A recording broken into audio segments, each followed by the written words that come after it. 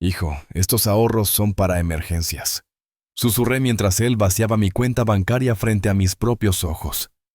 Para cuando me di cuenta de que esa había sido solo la primera de muchas veces, ya era demasiado tarde. Siempre pensé que un padre era para toda la vida, pero jamás imaginé que eso significaría ser robado por mi propio hijo durante años.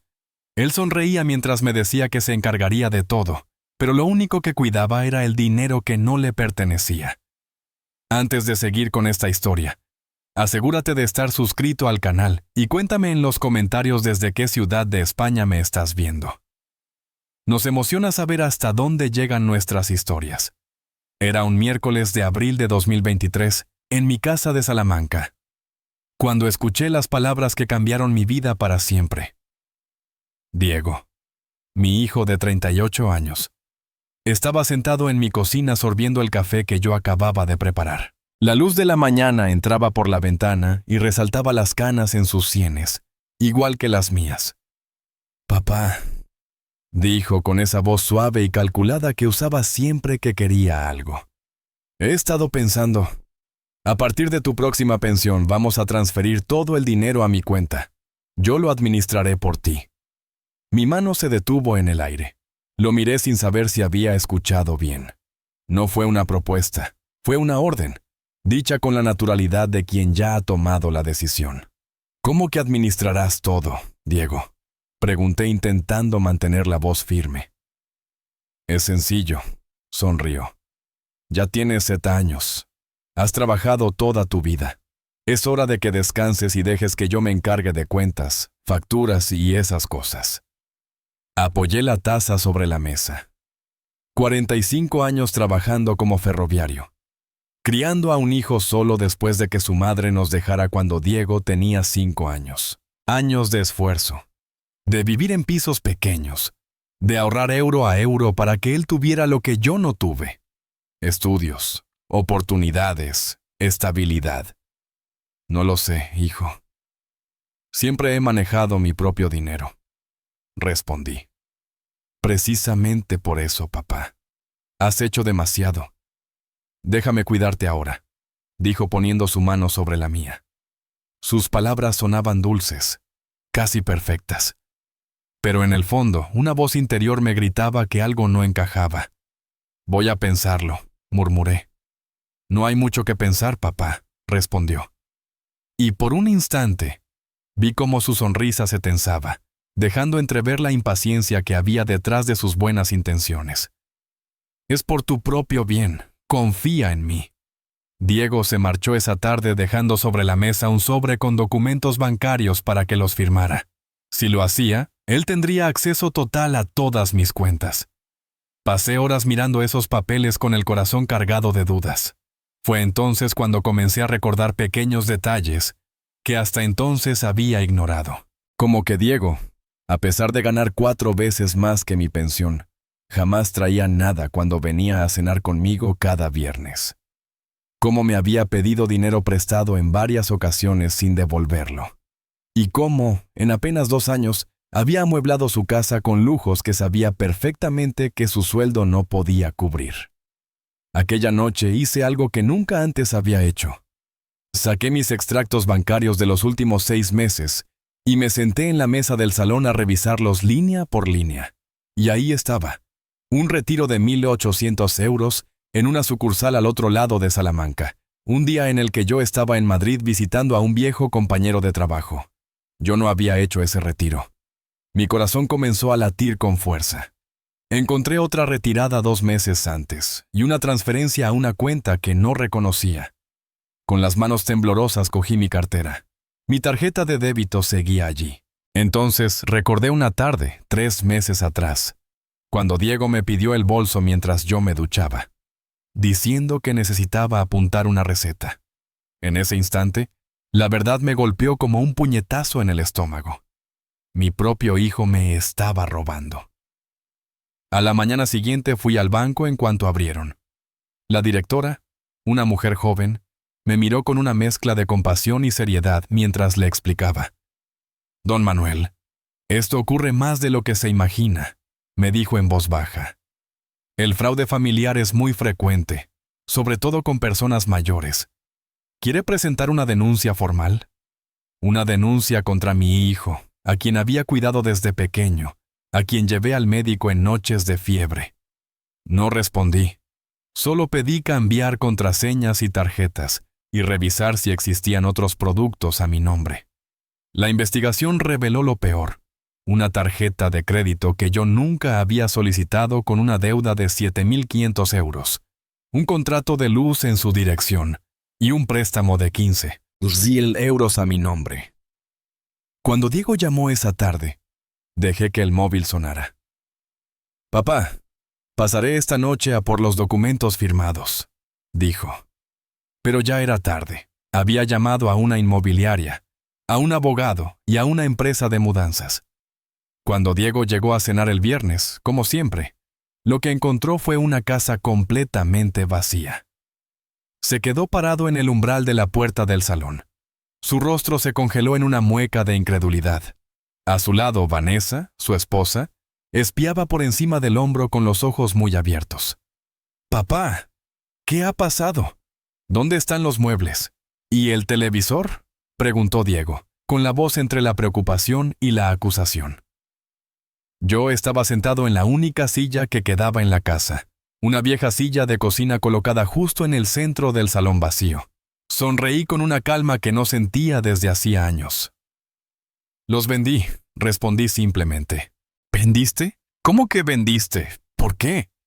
Diego dio unos pasos, mirando a su alrededor como si los muebles fueran a aparecer de la nada.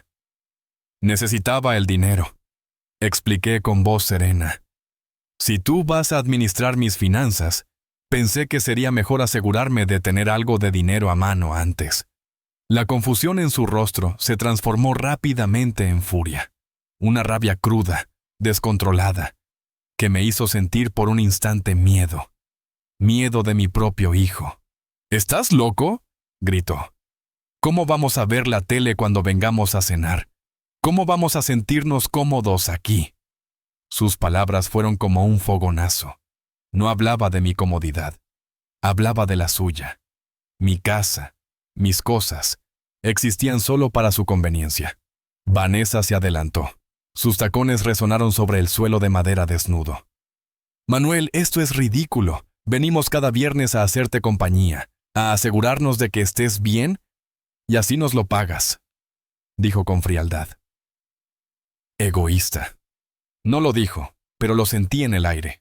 Yo que durante 38 años había renunciado a todo para que Diego lo tuviera todo. Yo que trabajé turnos interminables en la estación para pagarle la universidad. «La cena no está lista», dije con tranquilidad. «De hecho, hoy no hay cena. Si tenéis hambre, podéis ir a comer a otro sitio». El silencio que siguió pesaba como una losa. Diego me miraba como si no me reconociera. Y quizás tenía razón. Esta versión de mí, más firme y decidida, nunca la había conocido. «Tienes que pensar bien lo que haces», dijo con voz calculadora.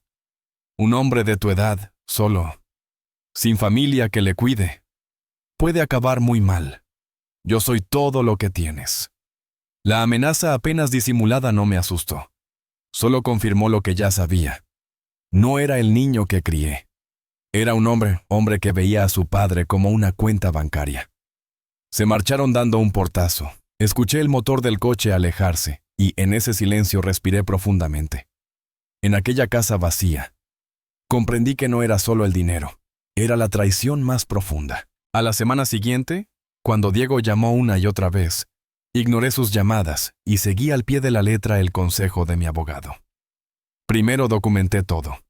Cada retiro no autorizado, cada cuenta fraudulenta, cada céntimo que me habían quitado sin mi permiso. El total me dejó sin aliento. 32.000 euros en 3 años. Para muchos no sería mucho, pero para mí representaba décadas de ahorro, renuncias diarias y elecciones forzadas. Mientras ordenaba las pruebas, vinieron los recuerdos de nuestra vida, la mía y la de Diego. Recordé el día de su nacimiento, las noches de turno en la estación dejando a un niño con la vecina, el rechazo a rehacer mi vida porque nadie aceptaba criar a otro hijo, los años compartiendo un piso de una habitación, los gastos que asumí para que estudiara, las veces que trabajé horas extra para pagar su matrícula. Los 5 años posteriores a la universidad en que siguió viviendo en mi casa sin contribuir, ahorrando para sus proyectos mientras yo cubría todo. ¿Y cómo me pagó esos sacrificios? Robándome cuando envejecí, convirtiendo mis visitas de los viernes en una excusa para servirse de mi casa. Planeó apoderarse de lo poco que guardé. Una semana después de la confrontación apareció sin avisar, con la sonrisa que sabía usar para convencer. «Papá, hablemos de esto con calma», dijo. «Vendiste los muebles por impulso. Necesitas ayuda». Lo miré. Vi la ropa nueva, el reloj caro, la seguridad fingida. Vi al hombre que había preferido su comodidad a la gratitud. «Diego», dije, «sé de los retiros, de la tarjeta de crédito a mi nombre, de la luz a tu dirección. Lo sé todo». La sonrisa se desvaneció. «No sé de qué hablas», tartamudeó, pero la voz le temblaba. Le dije que había hablado con un abogado y que tenía todos los extractos. Le señalé la deuda de 7.500 euros, el préstamo de 15.000 y las transferencias a su cuenta. Se puso pálido. «Tú no me harías esto. Soy tu padre», balbuceó. «Eres mi hijo», respondí con firmeza. «Te ofrezco una opción. Devuélveme cada euro con intereses o iré a la policía». Primero negó, luego se enfureció, e intentó amedrentarme. «Nadie te creerá. Dirán que estás senil». Sonreí, triste pero resuelto. «No es mi palabra contra la tuya, es la evidencia». Salió de casa dando un portazo que resonó en las habitaciones vacías. Por primera vez desde que todo empezó, no sentí culpa ni miedo. Me sentí fuerte, con la certeza de que había recuperado algo más que dinero, mi dignidad. Llamé al abogado, entregué las pruebas y puse la denuncia. Sabía que sería duro. También sabía que, al fin, nadie volvería a usarme como fuente de ventajas.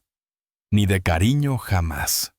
En los días que siguieron, Diego inició una campaña de difamación en mi contra.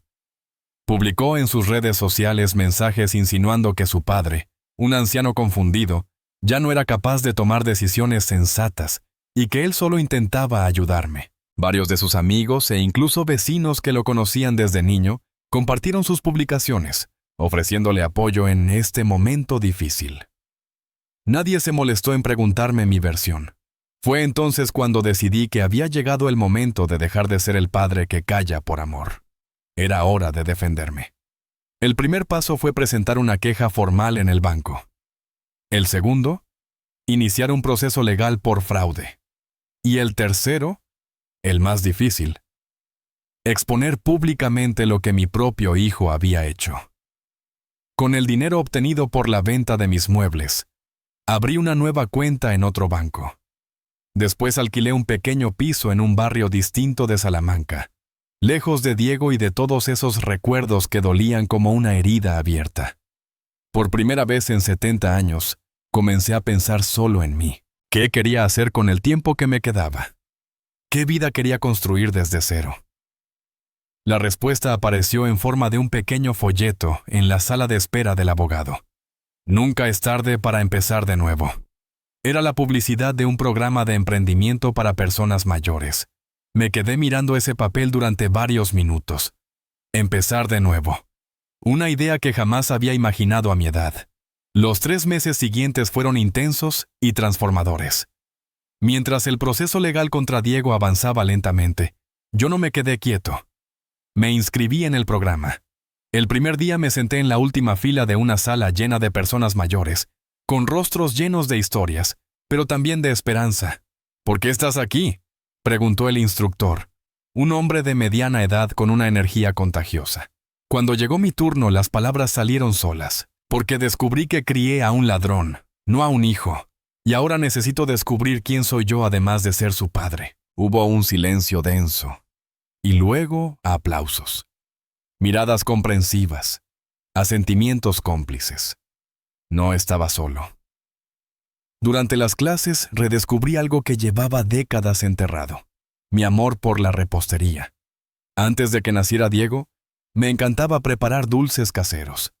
Mi abuela, portuguesa de carácter fuerte, Me enseñó recetas tradicionales que guardé en mi memoria como un tesoro. Con el apoyo de mis compañeros, empecé a hacer dulces otra vez. Pasteles de ma, trufas de chocolate, flan de coco. No eran solo postres, eran el comienzo de mi nueva vida. Cada venta que hacía, por pequeña que fuese, era una declaración de independencia. Cada pastel de nata vendido representaba algo que era completamente mío. Algo que Diego no podía arrebatarme porque nacía de mis manos, de mi talento, de mi esfuerzo. Mientras yo recuperaba mi vida, el proceso legal revelaba más capas de la traición. Mi abogado descubrió que Diego había usado mi nombre como aval en un préstamo para reformar su casa, que había hecho compras en línea con tarjetas a mi nombre y que había abusado de mi confianza de formas que nunca imaginé posibles. Las pruebas eran irrefutables. Finalmente, sus abogados propusieron un acuerdo. Devolvería los 32,000 euros que me había quitado, más 10,000 euros por daños morales, y firmaría una declaración pública para limpiar mi nombre e historial crediticio. Cuando recibí la noticia, estaba en la cocina comunitaria que alquilaba para preparar mis dulces a mayor escala. El aroma a canela y limón llenaba el aire, y mis manos estaban cubiertas de harina. Sentí alivio. Sí, pero también una tristeza profunda. Ningún dinero podía reparar lo que se había roto entre padre e hijo. La noche antes de la firma del acuerdo, sonó el teléfono. Era Diego.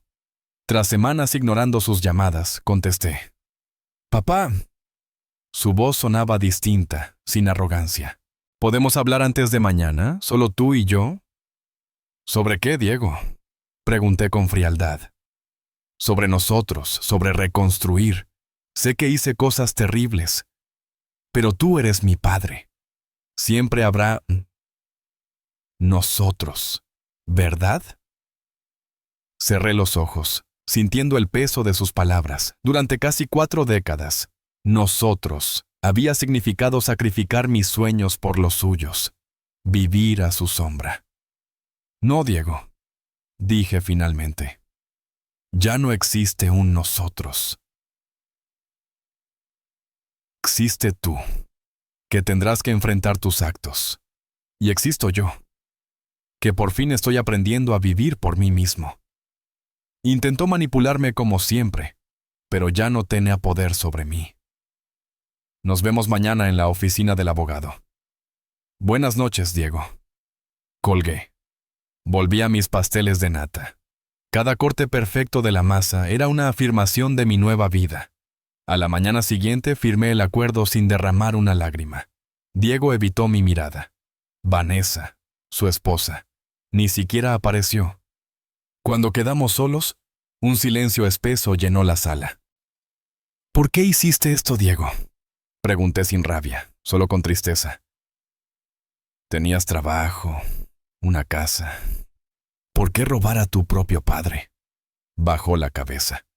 El hombre frente a mí no era el niño que crié. Era alguien que había elegido un camino del que ya no formaba parte. Pasó la mano por su cabello perfectamente peinado. «No lo sé», murmuró Diego. «Al principio fue solo una vez. Necesitaba completar la cuota inicial de la casa y no tenía dinero. Pensé en devolverlo después, pero luego fue fácil. Nunca preguntabas, nunca revisabas». La brutal sencillez de su respuesta me golpeó como una bofetada. Era cierto. Nunca preguntaba ni revisaba porque confiaba en él ciegamente, porque era mi hijo.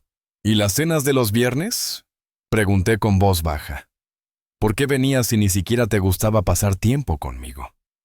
Se encogió de hombros. Aquel gesto indiferente decía más que cualquier palabra. Le resultaba cómodo. Era gratis. Era una costumbre que lo beneficiaba a él, no a mí. Cuando salí de la oficina del abogado ese día, con un cheque sustancial y la promesa de que mi nombre quedaría limpio, no sentí euforia, sentí libertad. Libertad de la desilusión, de la traición y de las falsas esperanzas. Los meses siguientes fueron sorprendentes. Mi pequeño negocio de dulces caseros creció más allá de mis expectativas. Al principio vendía en ferias de barrio, después en cafeterías de Salamanca.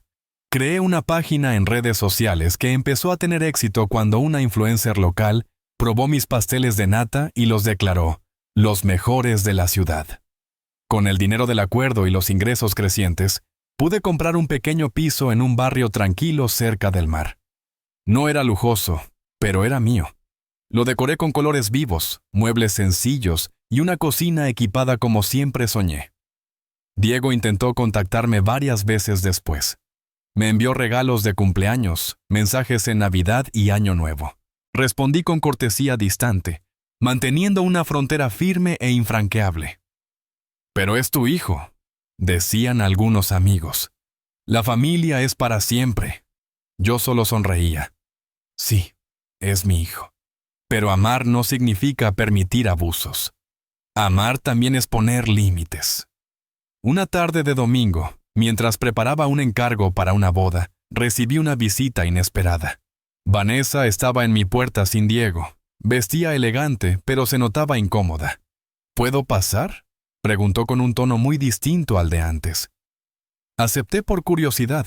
Rechazó el café y bajó la mirada. «Carlos y yo nos estamos separando», dijo con voz queda. No me sorprendió.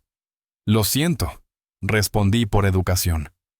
«No lo sientas», sonrió tristemente. «No fui la única engañada. Había otras mujeres, cuentas secretas, mentiras sobre todo». Asentí en silencio. «Quería que supieras que tenías razón al alejarte. Pensé que estabas exagerando, pero ahora lo entiendo», añadió. Sus palabras, inesperadas, trajeron una validación silenciosa que no sabía que necesitaba. No era venganza, era paz. «Gracias por decírmelo», le respondí con sinceridad. Antes de irse, Vanessa se detuvo un instante y observó las cajas de dulces ordenadas sobre mi mesa de trabajo.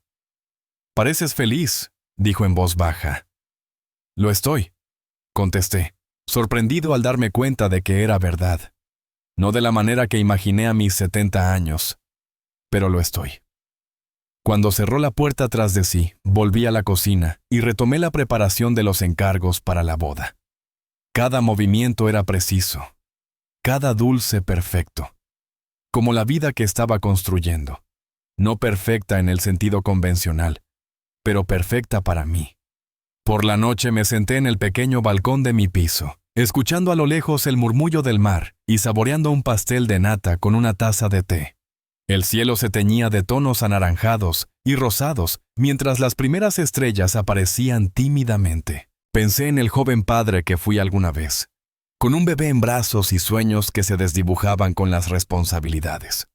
Pensé en los sacrificios, en las noches sin dormir, en las comidas saltadas para que Diego tuviera lo mejor. Y pensé también en el hombre que soy ahora, más sabio, más fuerte y verdaderamente libre. Había pasado un año desde la firma del acuerdo.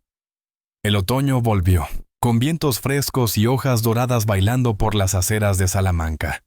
Mi pequeño negocio había crecido más de lo que jamás imaginé. Los dulces de Don Manuel ya no era solo una página en redes sociales. Ahora tenía un local propio en el centro, con amplios ventanales que dejaban entrar la luz de la mañana y llenaban de brillo las vitrinas de pasteles. Aquella mañana de lunes, mientras preparaba la masa, sonó el timbre. Era demasiado temprano para clientes. Me limpié las manos en el delantal y abrí. Era Marta, mi vecina del barrio antiguo. «¡Manuel!», exclamó abrazándome. «Por fin te encuentro. El lugar está precioso». La invité a pasar a la pequeña zona de café y le serví una taza. Entre sorbos y pasteles, me contó los últimos chismes del barrio. Me sentí a gusto, como quien recuerda una película que alguna vez fue suya. «¿Y Diego?», preguntó finalmente. «No mantenemos contacto», respondí con calma. Sé por Vanessa que vendió la casa tras el divorcio y se marchó. Nada más. Marta asintió en silencio. «Debe haber sido difícil cortar contacto con tu propio hijo». Miré por la ventana, viendo pasar a la gente. Fue la decisión más difícil de mi vida, pero también la más necesaria. A veces necesitamos sacar a personas tóxicas de nuestras vidas. dije mientras removía lentamente el café. Incluso cuando son familia, sobre todo cuando son familia, porque el daño es mayor. Pareces diferente, Manuel, observó Marta. Más ligero, más seguro. Sonreí, reconociendo la verdad en sus palabras. Es porque, por fin, entendí que merezco más que sobra. Pasé toda mi vida poniéndome en segundo lugar. Primero por necesidad. Criar a un hijo solo no me dejaba opción. Después se volvió costumbre. Y al final, una trampa. Una trampa, repitió Marta en voz baja. Sí, la trampa de creer que amar significa sacrificarse sin medida, de pensar que ser un buen padre es no poner límites, de asumir que envejecer significa aceptar cualquier migaja de atención, aunque venga cargada de abuso. Marta asintió en silencio, pensativa. Justo en ese momento sonó la campanilla de la puerta. Una joven entró con mirada curiosa. Me levanté para atenderla. Era una novia buscando dulces para su boda. Hablamos de sabores y cantidades mientras Marta me observaba con una sonrisa tranquila. Cuando la clienta se fue prometiendo volver, Marta se acercó. «Encontraste tu lugar en el mundo», dijo. «Lo encontré», respondí con una certeza serena. A los 71 años. ¿Quién lo diría? Después de que Marta se marchó, regresé a la cocina y continué con la preparación. Cada movimiento era preciso, casi meditativo. Recordé todo lo vivido ese último año. No fue fácil. Hubo noches en las que me desperté llorando, sintiendo la ausencia de Diego como un hueco en el pecho. Momentos en que casi lo llamo, en que casi cedo. Pero entonces recordaba las pruebas, las cuentas fraudulentas, la manipulación, y mi determinación volvía a mí. El primer mes tras el acuerdo fue el más duro. Invertí parte del dinero en alquilar una cocina comunitaria. Al principio vendía menos de lo que gastaba, y pensé que era demasiado viejo para empezar de nuevo. Fue doña Celeste, una mujer de 80 años que hacía conservas, quien me dio el empujón necesario. ¿Cuántos años tienes, Manuel? 70. Pues puedes vivir 20 más. ¿Los vas a pasar lamentándote o construyendo? Sus palabras me impulsaron. Invertí en mejores empaques y empecé a promocionarme en serio. El punto de inflexión llegó cuando Teresa, dueña de una cafetería céntrica, probó mis pasteles de nata. No solo hizo un gran pedido, me invitó a un festival gastronómico. Allí todo cambió. Los pedidos crecieron. Y yo también. Mi tienda se había convertido en mi santuario y mi sustento. La campanilla de la puerta me sacó de mis pensamientos. Más clientes entraban. La mañana se transformó en tarde, y la tarde en anochecer sin que me diera cuenta. Cuando finalmente giré el cartel de abierto a cerrado, sentí ese cansancio agradable, que solo deja un día bien aprovechado. Volví a casa caminando, como hacía cada día. Mi piso estaba a unos 15 minutos de la tienda, la distancia perfecta para estirar las piernas y ordenar la mente. El camino cruzaba una pequeña plaza donde jubilados jugaban al dominó, y los niños corrían entre los bancos vigilados por abuelos y niñeras. A veces, al ver esas escenas, una punzada de tristeza me atravesaba. Me preguntaba si algún día conocería a mis nietos, si Diego formaría su propia familia, si en algún momento nos reconciliaríamos. Pero luego recordaba que la vida no se ajusta a los guiones que imaginamos. Que las historias deben reescribirse y que los finales felices no siempre son como en los cuentos de hadas. Mi final feliz se estaba construyendo ahora, en las sonrisas de mis clientes al probar mis pasteles, en las amistades con proveedores y comerciantes locales, en la libertad de tomar decisiones sin manipulación ni expectativas ajenas. Al llegar al portal encontré un sobre en el buzón. No tenía remitente, solo mi nombre y dirección en una caligrafía que reconocí al instante. La de Diego. Me quedé quieto unos segundos, como si sostuviera algo vivo. Una parte de mí quiso romperlo sin leer. Otra, más profunda, deseaba una señal de arrepentimiento verdadero. Subí al piso y dejé el sobre la mesa de la cocina. Preparé un té, Me di una ducha. Cené ligero. El sobre seguía allí, mudo, esperando. Finalmente me senté y lo abrí. Dentro había una carta manuscrita y una foto. Yo, con Diego bebé en brazos, sonriendo con esa mezcla de cansancio y ternura que solo un padre primerizo conoce. La carta era breve. Papá, no espero perdón ni respuesta. Llevo 6 meses en terapia. Estoy intentando entender por qué te hice daño. El terapeuta dice que reconstruir la confianza lleva años. Vi tu tienda en redes. Parece maravillosa. Siempre supe que hacías los mejores dulces. Estoy orgulloso de ti, aunque no tenga derecho a sentirlo. Diego. Leí la carta varias veces buscando trampas, pero no las había. No pedía nada. No justificaba nada. La guardé en el cajón donde están mis documentos importantes. No respondí. No estaba listo. Tal vez nunca lo estaría. Pero esa noche, un nudo de amargura que ni siquiera sabía que seguía allí empezó a soltarse. No era perdón.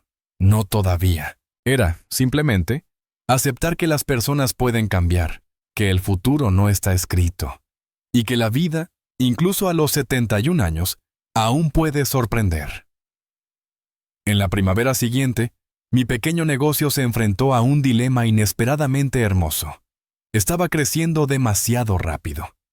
Ya no podía atender todos los encargos yo solo, sobre todo desde que comencé a suministrar dulces a 3 cafeterías y a una tienda gourmet. Por primera vez en mi vida, necesitaba contratar a alguien. La idea me ponía nervioso. Ser jefe nunca había estado en mis planes. Como ferroviario, siempre fui subordinado a superiores. Como padre, mi papel había sido cuidar, no liderar. Estás pensando demasiado, me dijo Teresa durante nuestro desayuno semanal en su cafetería. Esta rutina se había convertido en uno de los momentos más agradables de la semana. Contrata a alguien. Enseña tus recetas. Delega, insistió. Mis recetas son todo lo que tengo, confesé mientras removía el café. ¿Y si esa persona no es de fiar? ¿Y si roba mis fórmulas y abre otra tienda? Teresa soltó una carcajada. Primero, eso es muy poco probable. Segundo, aunque lo hiciera, nadie hace dulces como tú, Manuel. Hay algo especial en ellos que va más allá de una receta. Y tenía razón. Teresa, con sus 50 años y más de 2 décadas como empresaria, se había convertido en mi amiga y mentora. Fue ella quien me enseñó a manejar contratos, precios, inventarios y todas esas cosas que yo ignoraba. Días después de esa conversación, colgué un cartel en la vitrina. Se busca asistente de pastelería. Experiencia deseable. Pasión por los dulces imprescindible. Entrevisté a 5 personas. Todas parecían correctas, pero Juliana, una joven de 23 años recién graduada en gastronomía, me llamó la atención. Tal vez fue su entusiasmo, la forma en que sus ojos brillaron al probar mis dulces, o cómo contó que aprendió a hacer trufas de chocolate con su abuela a los 6 años. ¿Por qué quieres trabajar aquí? Con tu diploma podrías ir a hoteles grandes, pregunté. Justamente porque es pequeño, respondió enseguida. Quiero aprender de alguien que pone el corazón en lo que hace. La contraté ese mismo día. Fue una de las mejores decisiones que he tomado. Juliana trajo energía, ideas frescas y conocimientos técnicos que complementaban mi experiencia artesanal. Mientras yo dominaba los clásicos, pasteles de nata, flanes de coco, trufas, ella proponía combinaciones modernas y presentaciones innovadoras que atrajeron a una clientela más joven. Además, me enseñó a usar mejor las redes sociales y a mostrar mi trabajo al mundo. Don Manuel, tenemos que grabar un video de usted haciendo pasteles de nata, me dijo un día. A la gente le encanta ver el proceso, sobre todo de alguien con su experiencia. Yo solté una risa incrédula. ¿Un video? Yo ya. Nadie quiere ver a un viejo de pelo blanco haciendo dulces. Pero tal vez, solo tal vez, estaba equivocado. Protesté medio riendo, medio en serio. Tú no lo entiendes, Juliana. Ella negó con la cabeza. Es exactamente eso lo que la gente quiere ver. Autenticidad, historia, técnica real. Están cansados de influencers perfectas que ni siquiera saben romper un huevo. A regañadientes, le permití grabar. El vídeo, con música suave y subtítulos explicativos, superó las 5,000 visualizaciones en solo 2 días. Los comentarios se llenaron de admiración, preguntas sobre técnicas y, para mi sorpresa, historias personales de personas recordando a sus abuelas y madres en la cocina. Juliana sonrió, satisfecha. Usted no es solo pastelero, don Manuel. Es un contador de historias a través de sus dulces. Esa frase me atravesó. Comprendí que cada receta llevaba recuerdos, raíces y tradiciones. Empecé a incluir pequeñas tarjetas con cada encargo, explicando el origen del dulce, cuándo lo aprendí, qué recuerdo evocaba. A los clientes les encantó. Volvían no solo por el sabor, sino por la historia, por una conexión auténtica cada vez más artificial. 6 meses después de contratar a Juliana, decidimos expandir. Alquilamos el local contiguo y lo convertimos en una pequeña zona de café, donde los clientes podían disfrutar los dulces con un café o un té caliente. Contratamos a 2 personas más, un joven para atender las mesas y una señora jubilada que había encontrado en la pastelería una segunda oportunidad. Mi rutina cambió. Ya no hacía todos los dulces solo. Supervisaba a un equipo pequeño y entusiasta. Pasé de preocuparme por si tendría suficientes clientes a preocuparme por si podríamos atenderlos a todos. El miedo al fracaso dio paso al reto del éxito. En una tarde particularmente ajetreada, mientras enseñaba a la nueva empleada a preparar la crema perfecta para los pasteles de nata, Juliana apareció en la puerta de la cocina. Don Manuel, hay un hombre preguntando por usted. Dice que es su hijo. Mi corazón se detuvo un segundo.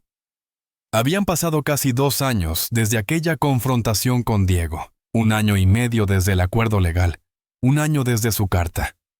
Dile que estoy ocupado, respondí, casi por instinto. Parece nervioso. Dice que solo quiere 5 minutos. Respiré hondo. Una parte de mí quería esconderse entre las ollas. Otra, más firme, sabía que no podía huir eternamente. Dile que lo veré en el café en 5 minutos.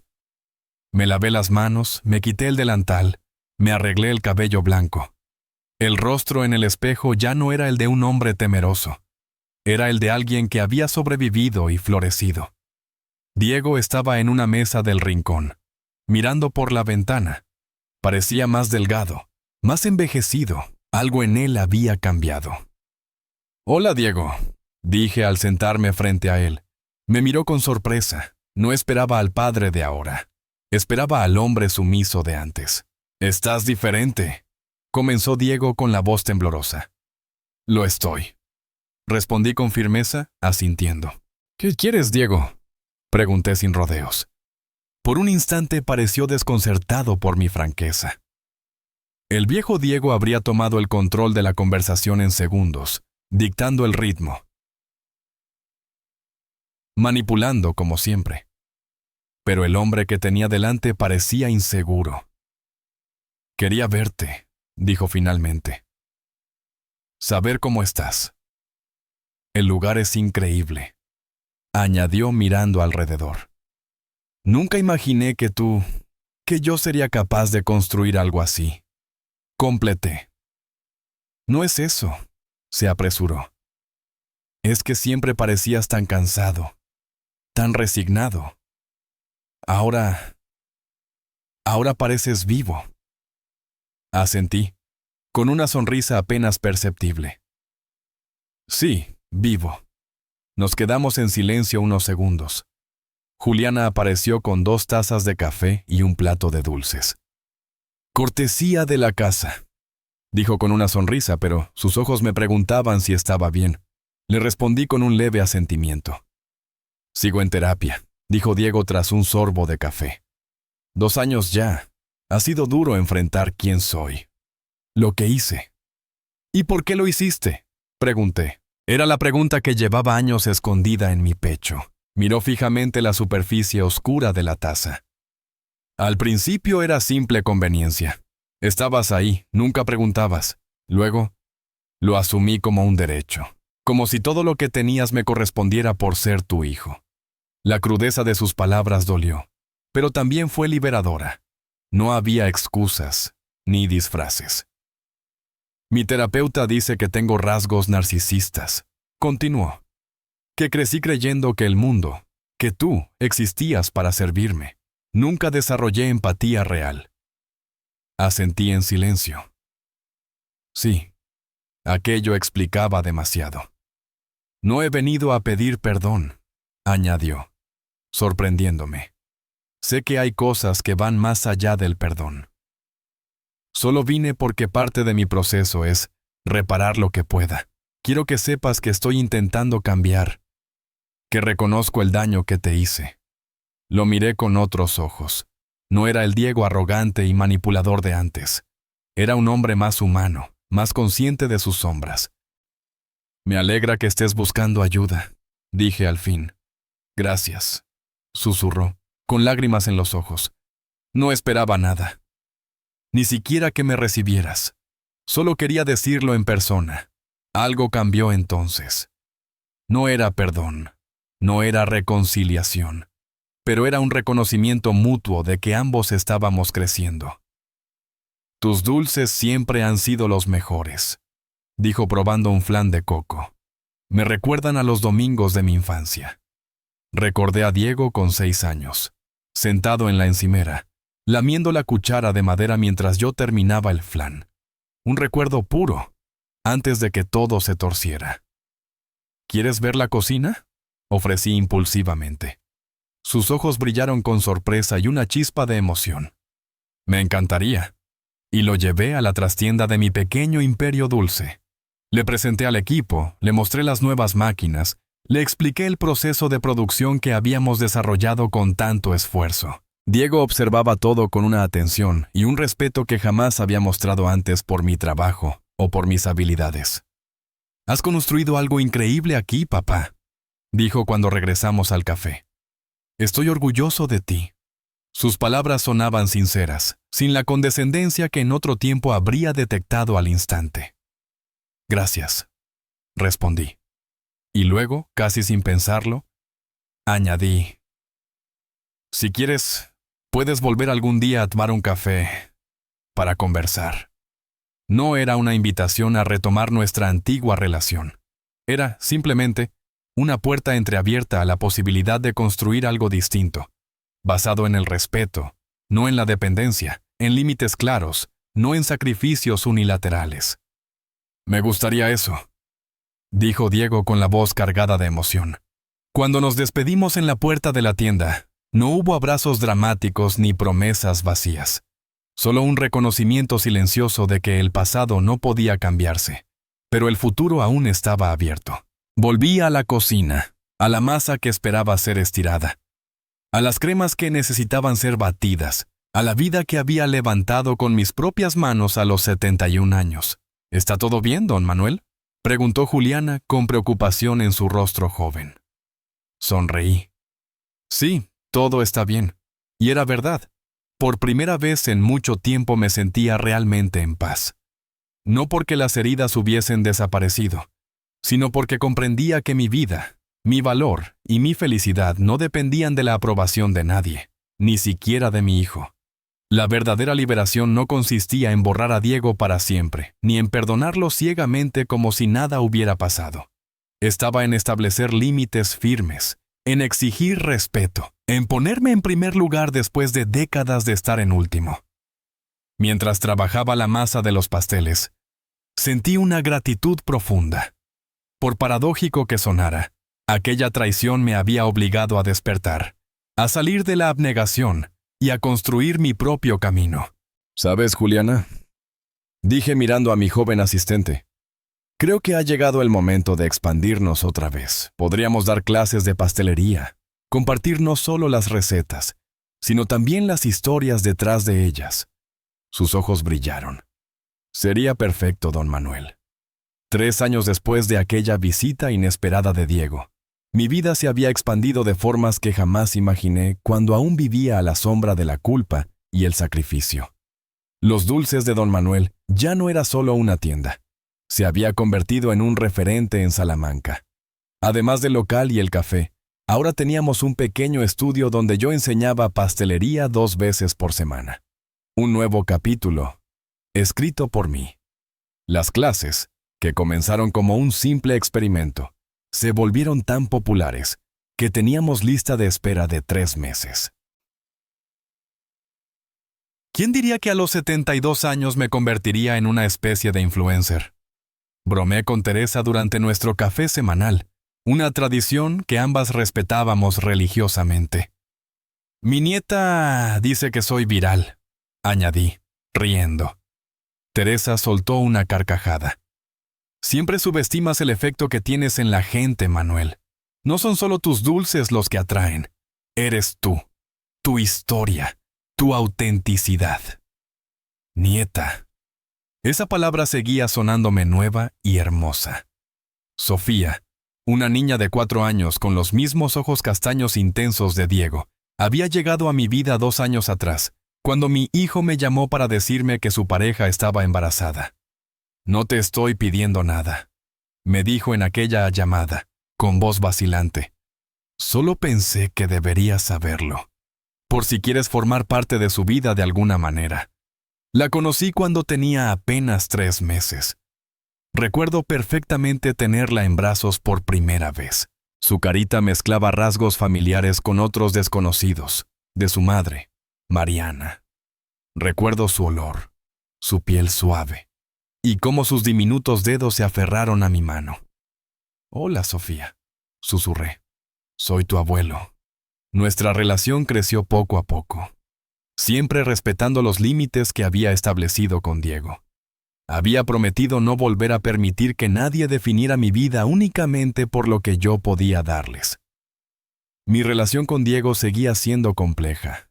A veces había momentos de conexión real, como cuando me ayudó con el sistema de refrigeración de la tienda. Y otras veces las viejas dinámicas intentaban reaparecer. «Nunca vas a confiar plenamente en mí, ¿verdad?», me preguntó un día cuando rechacé con calma su oferta para llevar la contabilidad. «La confianza, una vez rota, nunca vuelve a ser igual», le respondí. «Pero eso no significa que no podamos construir algo nuevo». Asintió, aceptando la nueva realidad. Nuestra relación era ahora como un puente reconstruido tras una tormenta. Funcional, pero con cicatrices visibles y límites claros. Esa mañana de primavera, mientras conversaba con Teresa, mis pensamientos se desviaron hacia el futuro. «Juliana quiere ser socia», le confesé. Me presentó un plan de negocio. Una segunda tienda, productos empaquetados para supermercados e incluso un libro de recetas. «¿Y qué piensas tú?», preguntó Teresa directa. «Tengo miedo», admití. Miedo de perder el control de lo que construí. Miedo de que alguien me lo quite otra vez. Teresa tomó mi mano. «Manuel, lo que pasó con Diego fue una traición concreta, no una regla universal. Juliana lleva años demostrando su lealtad. Lo sabía, racionalmente lo sabía. Pero el miedo era real. El miedo es comprensible», dijo Teresa, «pero no dejes que limite el potencial de lo que has creado». Esa frase me acompañó de regreso a la tienda. Mientras preparaba otra clase, el estudio ya estaba lleno, y mi historia, lejos de acabarse, seguía escribiéndose.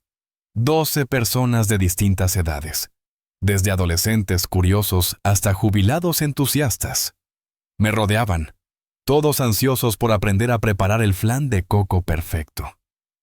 Mientras enseñaba, observando sus rostros concentrados y sus manos torpes intentando imitar mis movimientos, comprendí algo importante.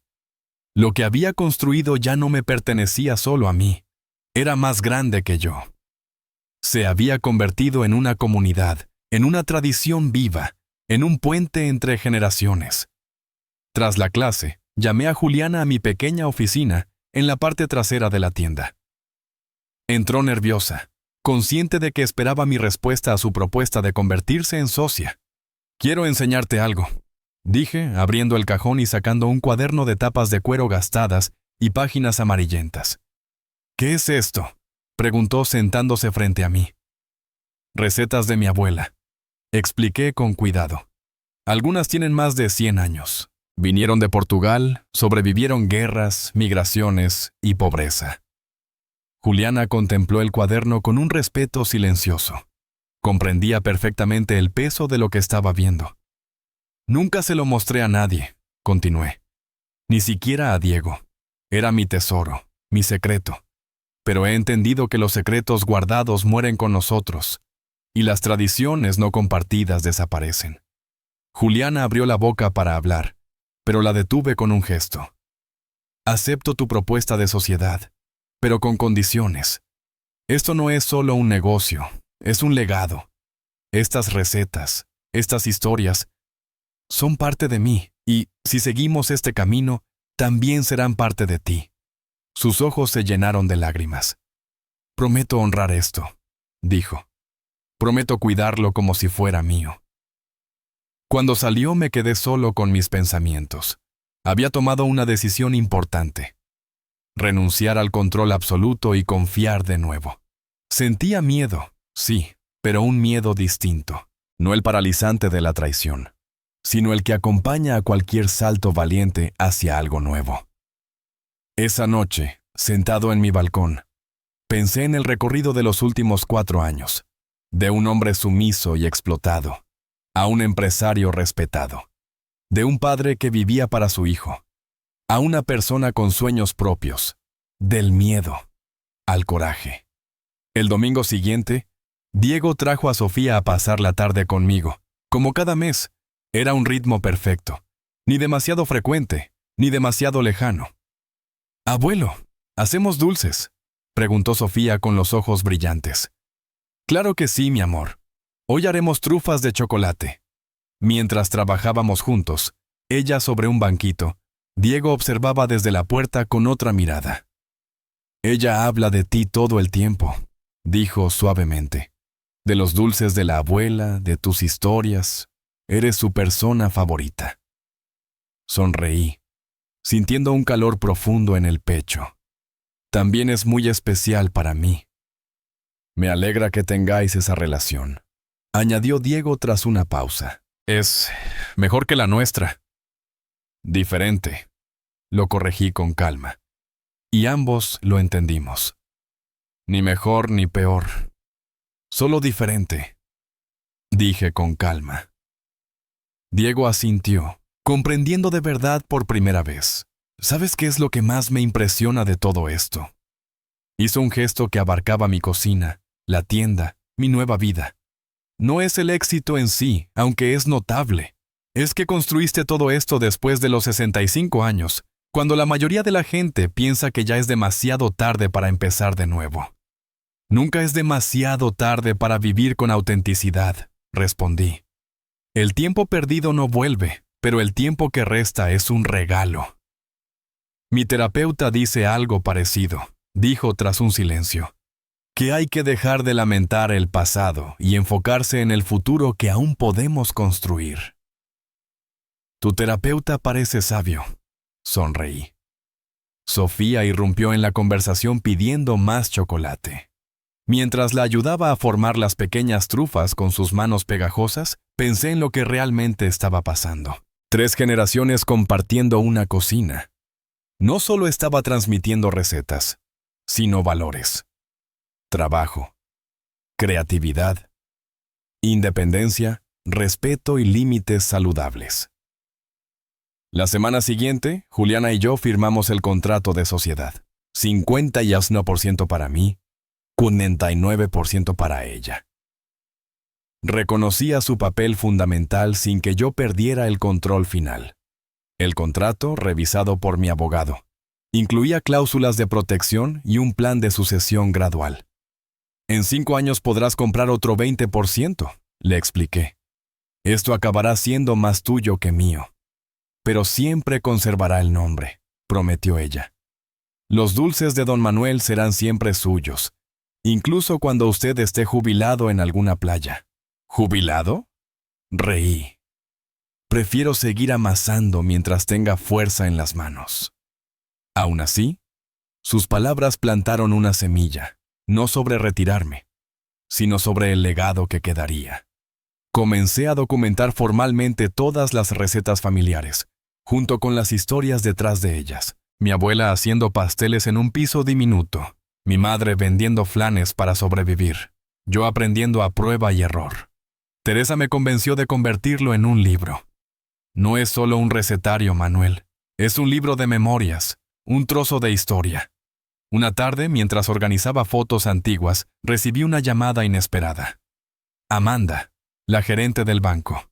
No sé si me recuerda, dijo animada. Claro que sí, respondí sonriendo. Nunca olvido a quien me ayudó a recuperar mi independencia. Me explicó que estaban organizando una serie de charlas sobre educación financiera para mujeres mayores y quería que yo compartiera mi historia. Me dejó pensativo.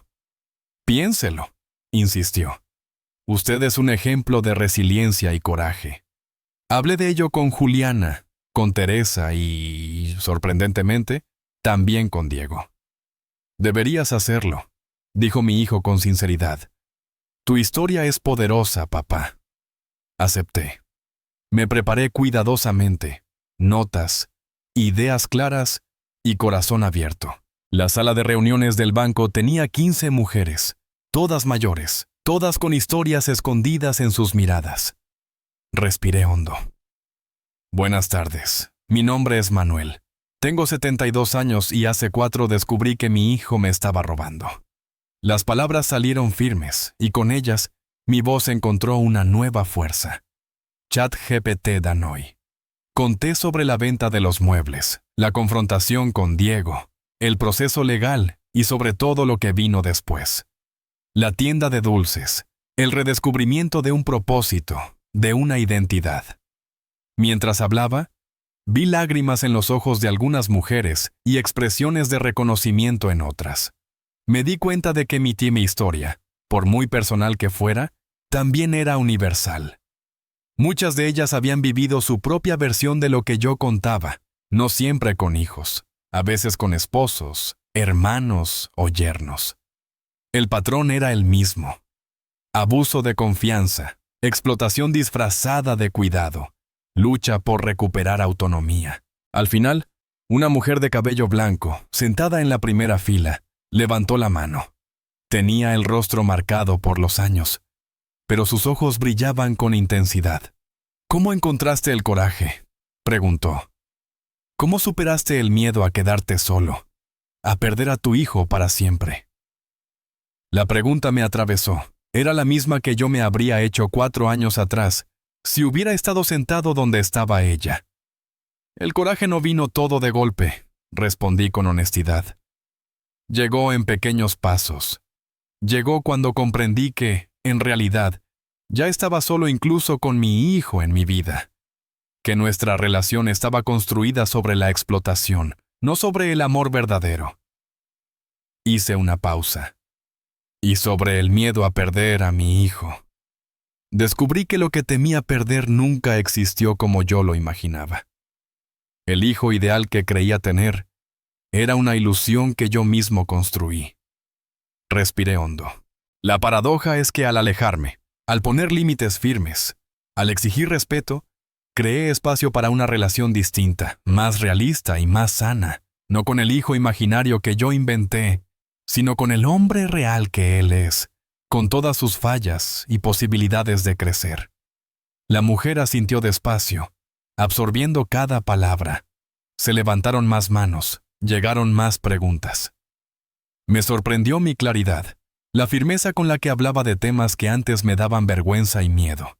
Al terminar la sesión, varias mujeres se acercaron para contarme fragmentos de sus historias, para agradecer, para pedirme consejo. Amanda observaba todo con una sonrisa satisfecha. «Ha sido muy poderoso, Manuel», dijo. «¿Lo harías otra vez? Quizás con un grupo más grande». Asentí, sintiendo una mezcla de cansancio emocional y profunda satisfacción. Sí, lo haría. Salí del banco con una comprensión renovada. No era solo independencia financiera o una tienda exitosa. Era tener voz, una historia que podía inspirar a otros.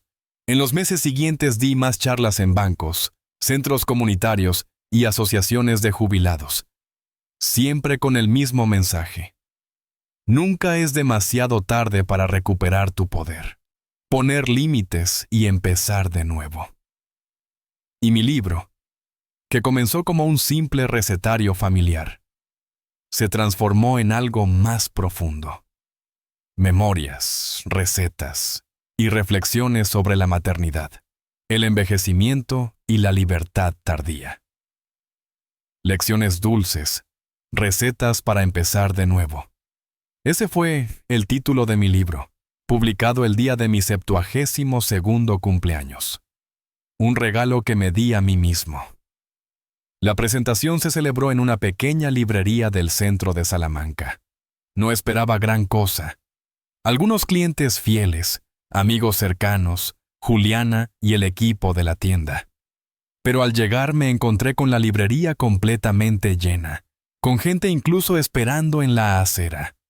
Entre la multitud reconocí rostros familiares y otros que no conocía. Teresa estaba allí, por supuesto, acompañada de varios comerciantes locales que se habían vuelto amigos con el tiempo. Juliana y los empleados llevaban camisetas con el logo de los dulces de Don Manuel.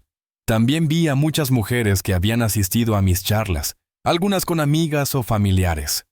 Y allí, al fondo, casi escondido, estaba Diego. A su lado, Mariana sostenía de la mano a Sofía. Su presencia inesperada me conmovió más de lo que quería admitir. Cuando llegó mi turno de hablar, miré la sala abarrotada de personas que, de una u otra forma, se habían convertido en parte de mi historia.